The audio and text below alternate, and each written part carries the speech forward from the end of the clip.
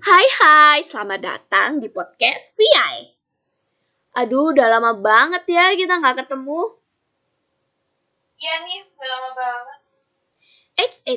Sebelum masuk ke topik kita hari ini, kita kenalan dulu nih. Barangkali ada yang belum kenal sama kita-kita. Kenalin, aku Mesyasi dan teman aku. Aku Rafika. Oke, sekarang kita akan bahas seputar perekonomian di masa demokrasi liberal. Sebelum masuk ke topik utamanya, kalian tahu nggak demokrasi liberal? Kamu bertanya-tanya apa itu demokrasi liberal? Sini aku sih tahu ya.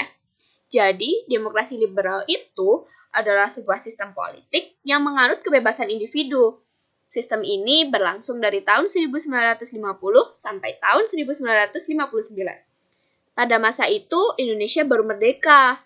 Jadi, perekonomiannya belum tertata dan sangat tersendat-sendat. Oh, jadi gitu. Aku juga pernah dengar sih dari ibuku kalau pada masa itu perekonomian Indonesia sedang sangat sulit. Apa iya? Diajak serius malah bercanda. Iya, maaf deh. Gimana nih? Jadi dijelasin nggak? Ya jelas jadi dong, kalau nggak dijelasin kasihan nih yang dengerin podcast kita. Gitu aja marah. Oke. Jadi, perkembangan ekonomi pada masa demokrasi liberal tidak menunjukkan arah yang stabil. Anggaran pemerintah mengalami defisit atau kekurangan. Defisit itu disebabkan antara lain oleh beberapa hal berikut ini. Yang pertama, pengeluaran pemerintah yang semakin meningkat karena tidak stabilnya situasi politik. Yang kedua, pemerintah tidak berhasil meningkatkan produksi dengan menggunakan sumber-sumber yang masih ada. Dan yang ketiga, politik keuangan yang dirancang di Belanda sebagai akibat dari politik kolonial Belanda. Ya ampun, untung aja waktu itu kita belum lahir ya.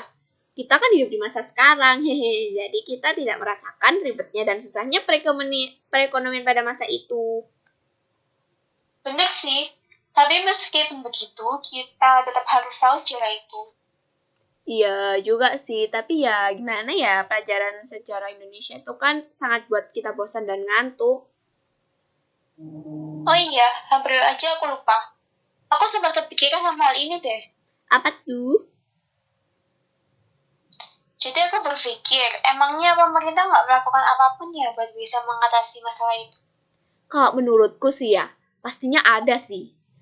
Oh iya, aku juga baru inget, aku udah pernah lihat video FYP TikTok aku yang jelasin tentang hal itu.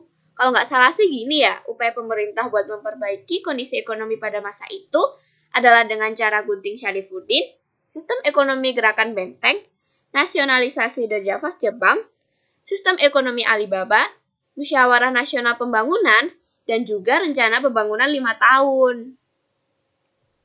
Oh gitu ya? Nah, sekarang kita udah paham banget nih materi kita hari ini. Gimana nih kalian yang dengerin podcast ini? Semoga kalian juga udah paham ya. Pastinya harus sudah paham dong, kan kita jelasnya udah rinci banget tadi.